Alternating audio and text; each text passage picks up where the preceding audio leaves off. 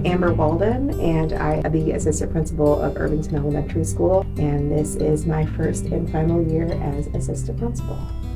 My name is Ashley Hagan. I am the middle school counselor. I'm also the McKinney-Vento liaison for the district as well. I am Jenny Smith, and I am the 8th grade ELA teacher. My name is Lori Bridgeford, and I am a special education instructional assistant here at IPA. I'm Peggy Larkin. I teach English Language Arts.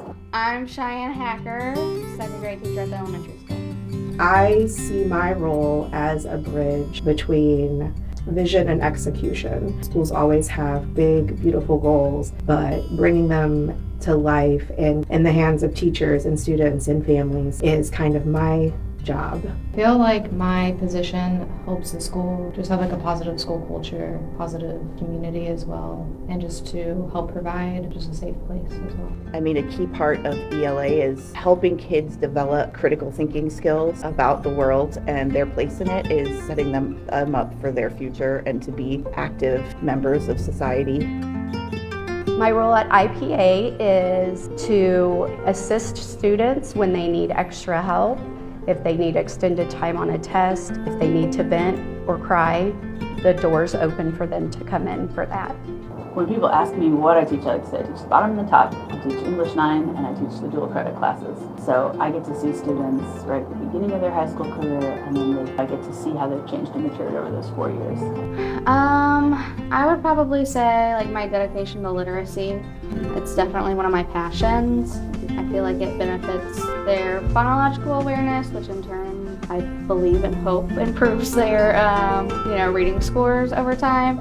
Eventually they will be big people in the world one day, but like I enjoy it because they come and they're not as independent, and it's just seeing that growth over time. It's amazing. And I feel like community is a big thing for me. I'm an Irvington graduate. I started Irvington in the 9th grade. I've had amazing teachers, as Peggy Larkin, who is still an ELA teacher at IPA, who actually is also receiving this award, and Stephanie Brinsley, the guidance counselor, are two of the main people who encouraged me to become an educator. I love Irvington. Like just the community, the population that we serve is very unique and very amazing, and so that's what keeps me here. And yeah, I think I thrive in a school type of environment. So I routinely have students email me, or in high school or whatever, who tell me that I inspired their reading or their writing.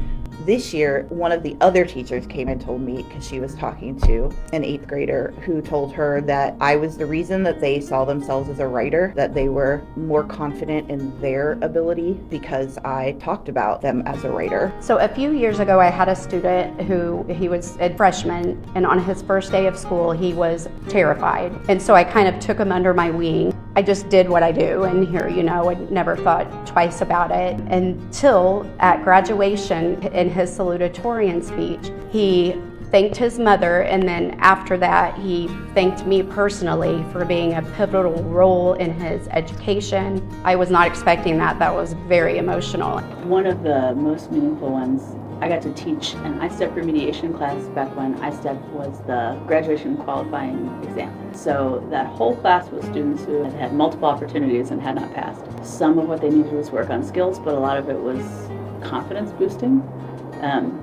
Many of them would have been able to pass the test if it weren't time. Some of them, it turned out, the test was electronic, and one of the students in that class was typing at 6 words per minute, which is part of why he had not passed the class. So it was really fun to work with that group and see their scores go up and see how that changed sort of their conception of themselves as learners. Whenever you're in college, they kind of start to tell you like you have to have control of your classroom. They have to know that you're in charge. They don't mention that it's also important for you to be human to your kids. Because at the end of the day, sometimes we are the only example that they see. So how can we expect them to take accountability for their actions if we're not taking accountability for ours if we do something wrong?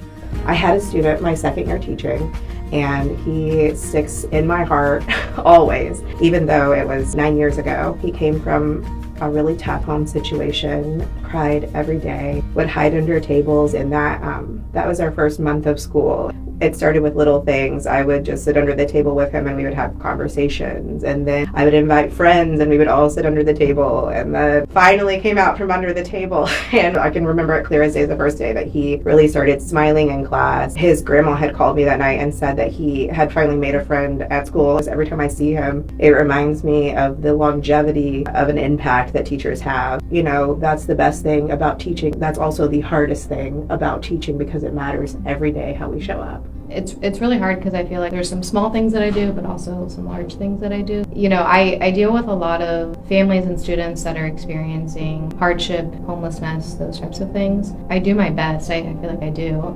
provide resources for them, whether that's as simple as like uniforms, school supplies, hygiene items, housing resources, things like that. Because as we know, if you don't have your basic needs met, then you can't really come to school and focus and learn. Community is a big part of it.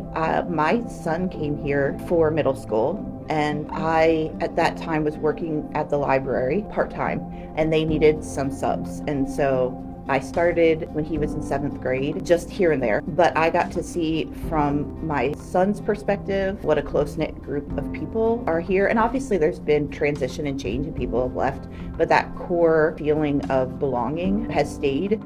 There's no place I'd rather be than here. We have amazing staff, amazing students. There's just something different and unique about IPA. I think that's why I have stayed here for so long. The main reason I choose to stay is the people who are around me. I love working in a small environment where I know the other adults in the building want what's best for students, where I can see the difference that I make. The payment you get that is not money.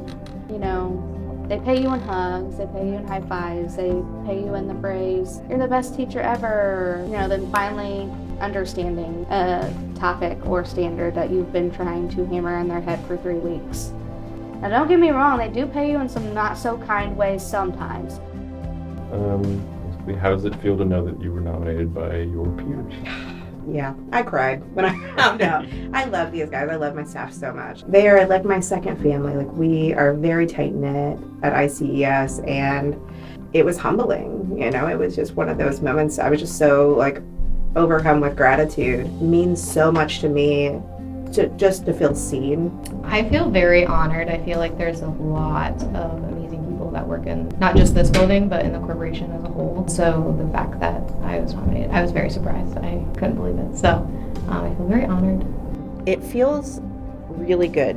Nice to have that affirmation that you're doing what you're supposed to be doing and that you're doing it well. I was extremely shocked and surprised, and I don't like a lot of attention on myself, but I am thankful. So thank you to whoever nominated me, and I appreciate you.